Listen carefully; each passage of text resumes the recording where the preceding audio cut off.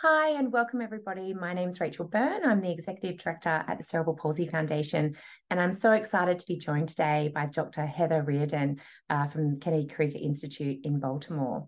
And today we're going to be talking about motor disorders in cerebral palsy, the different types, maybe why that's important to know, and different elements of potentially what we can do about it. So Heather, before we get started, could you just give a little bit of the audience a background of what you do and even why you got into this field? Oh, that's a great question. So I currently work as the medical director for the Phelps Center for Cerebral Palsy at the Kennedy Krieger Institute.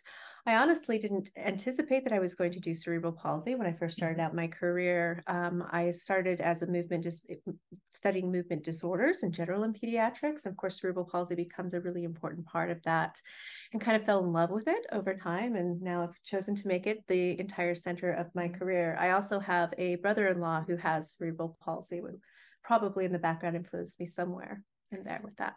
And your role as a neurologist, when we're thinking about cerebral palsy, both in diagnosis and the treatment, what do neurologists usually do thinking around cerebral palsy? So the neurologist's role in cerebral palsy will vary significantly from institution to institution. In general, neurologists are heavily involved in the initial diagnosis of cerebral palsy, particularly if any imaging or genetic workup is necessary to make that diagnosis. Additionally, they may be involved in epilepsy or treatment of other neurological co-occurring conditions that may occur in cerebral palsy.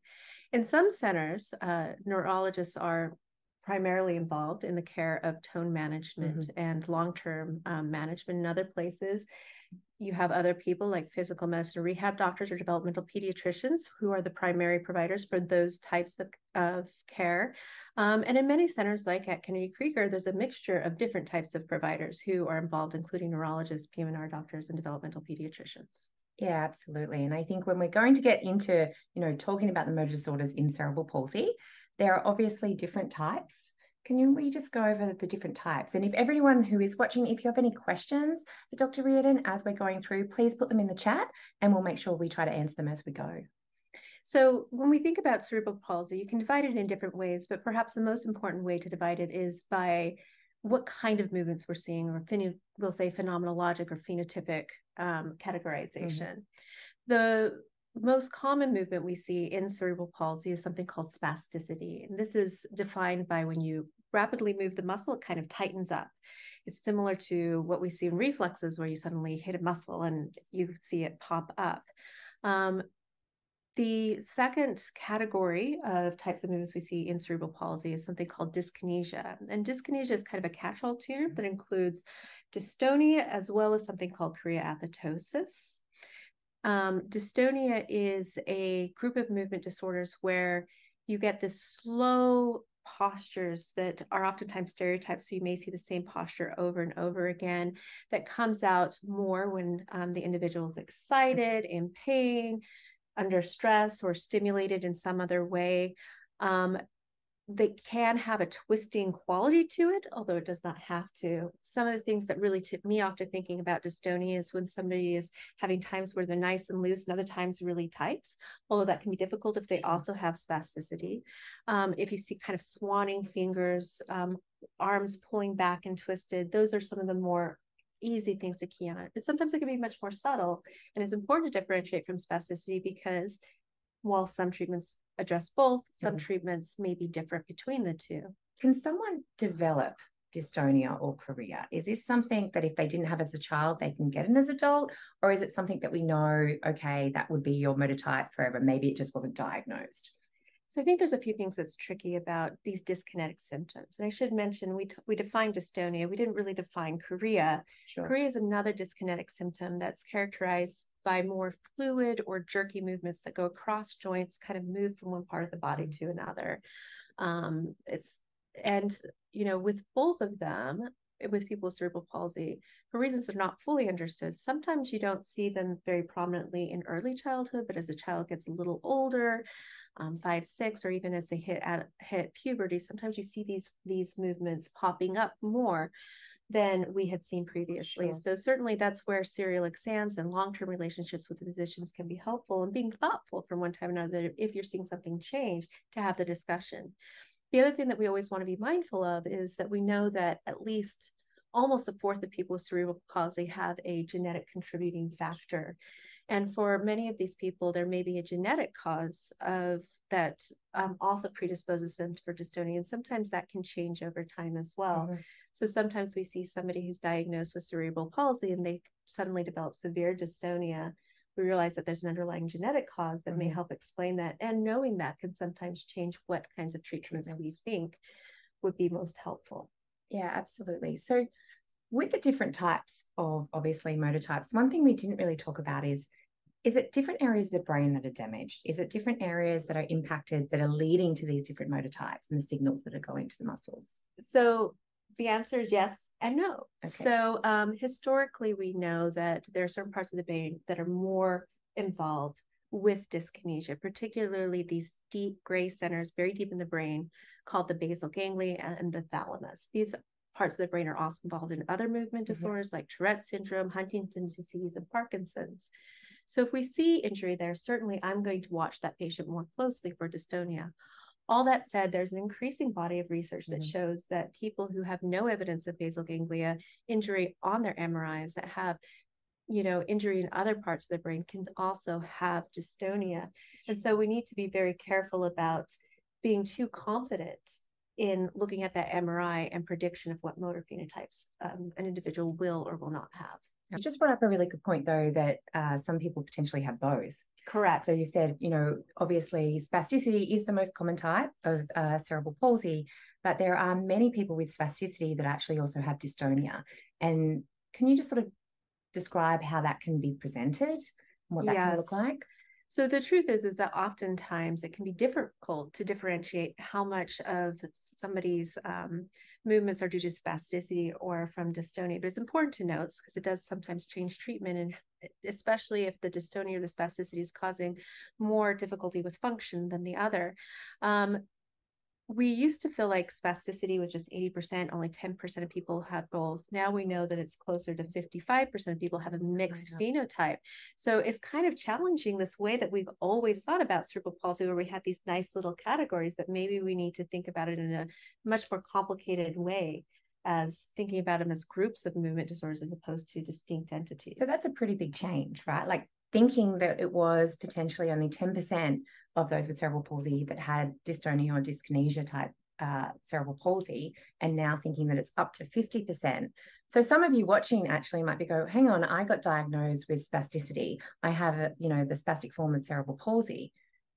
What should they be thinking about that? Like how, is it something that they would need to potentially have a conversation with their doctor about, to say this is important to understand because, as you said, interventions might change?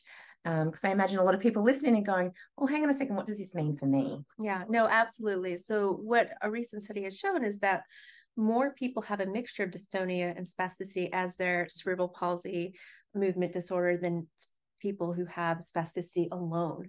So if you do have some of these other moves where you're like, wow, when we hear about dystonia, this sounds familiar to me, absolutely bring it up with your physician, because it may change what types of treatment options are available. There's some medications that work for dystonia that don't work, that aren't usually used in spasticity.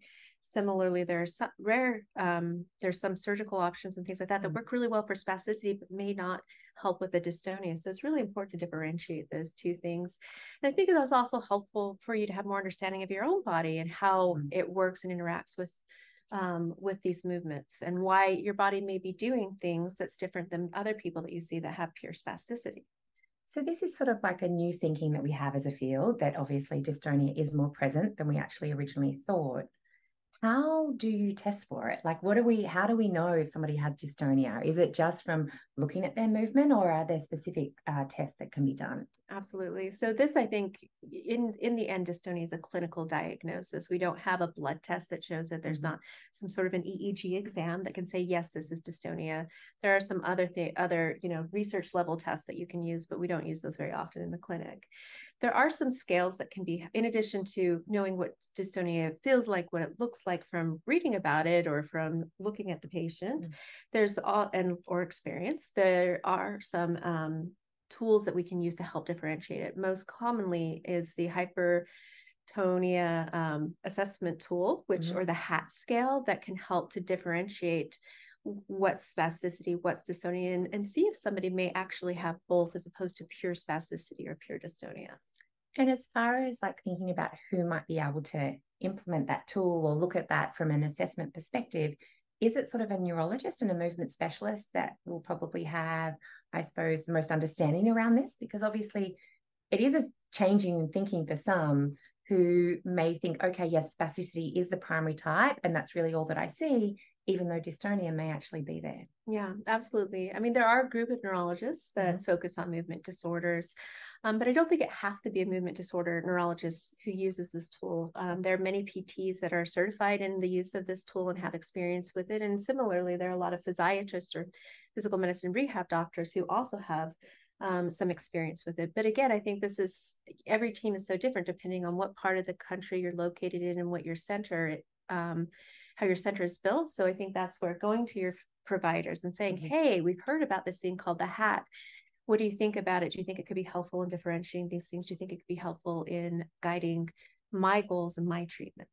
Because I suppose that's why we're talking about this, right? Is because, as you had mentioned a couple of different times, the different treatments that would happen between something for spasticity compared to, say, a dyskinesia or a dystonia. Can we sort of go through those a little bit? You mentioned surgery and pharmacological treatments. Maybe starting in pharmacological treatments, what are the sort of things that can actually help with interventions?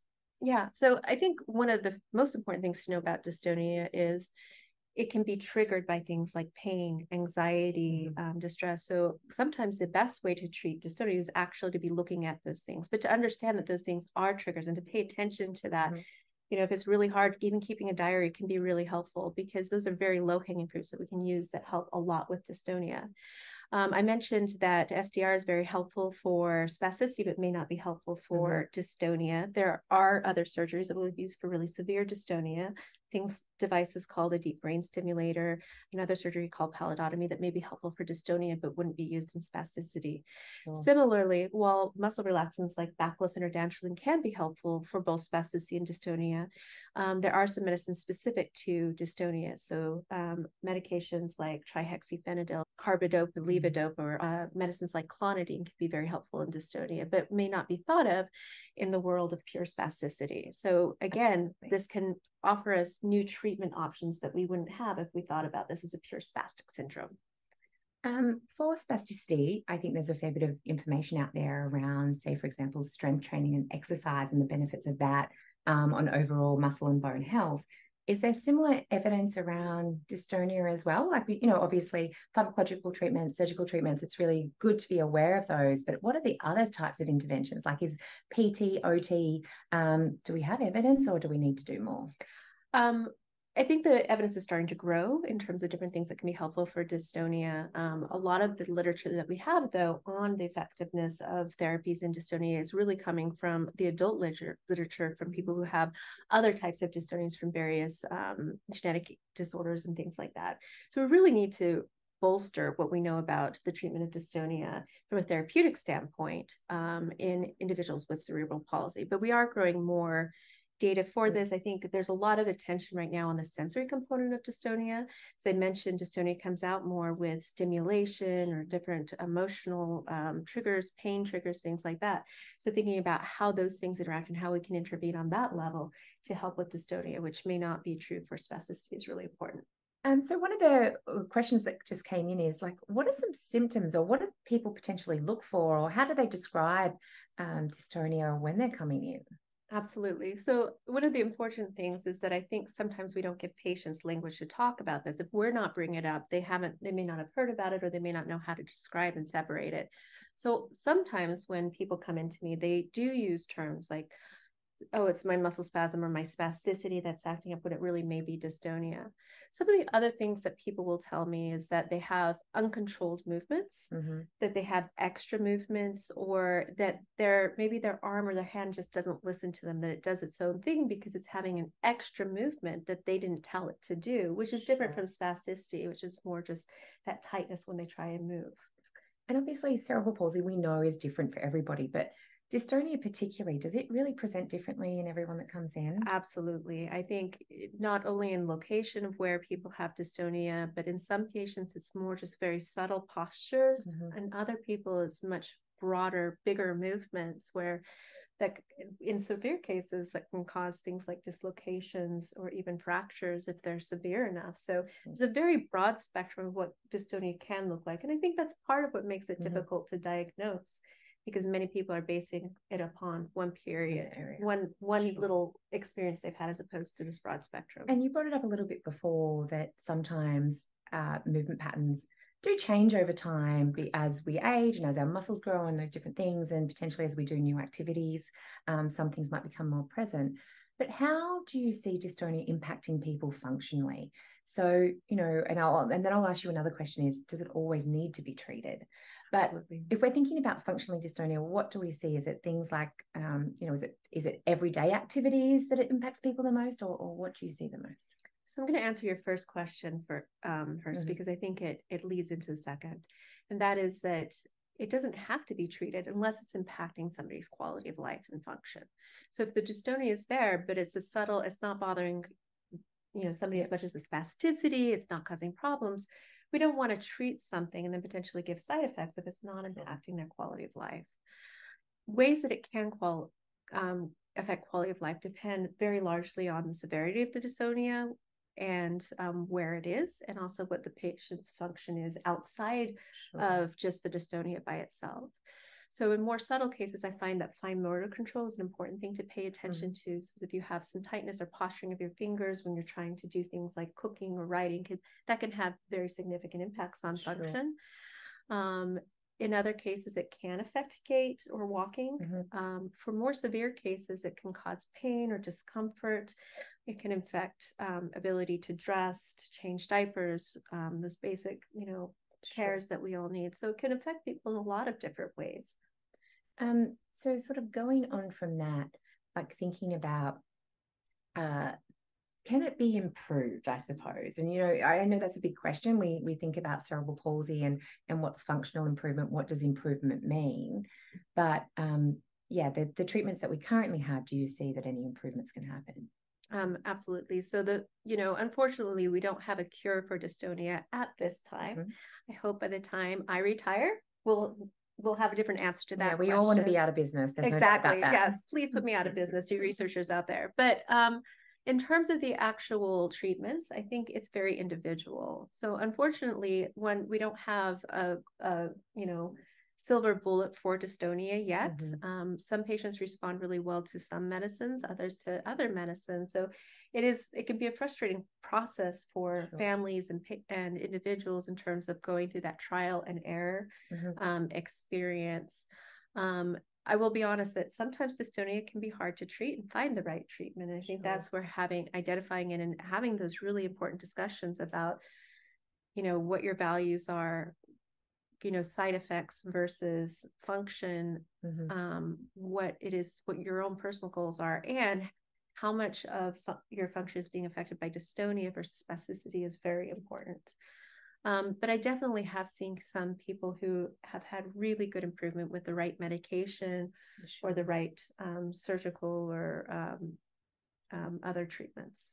So we mentioned chorea before, and we've sort of that they are different, right? So what we would see as a dystonia compared to, say, a chorea, and how they present differently. Do they get treated differently as well? Sometimes, yes. So there are actually some medicines that can improve dystonia that can potentially worsen chorea. And the alternative is also true, that there are some medicines that we think about with chorea that can potentially worsen dystonia. The challenge is when you have both together, you have to really be thoughtful.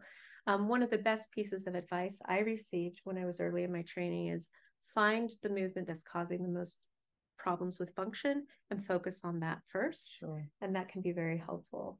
Oh, and I think that's where dystonia and actually understanding dystonia is really important, because it really can impact those functional activities as you've discussed. Exactly. So it's really important to have those discussions with your physician, with your doctor, with your providers, to really find the best treatment options for you, because we do know, unfortunately, with cerebral palsy, it's not one size fits all. Absolutely. But also for any of you listening, we've got incredible resources on cpresource.org, which go over different motor types, different opportunities. We also have a series around clinical trials and research that's happening in the US. So if you do want to look up any options and any opportunities for you or your child, they're all there. But Heather, I just want to say a huge thank you, obviously, for joining us here today. And again, any other questions, we'll try to answer them in the chat. Thank you so much. Thank you so much for having me. Of course.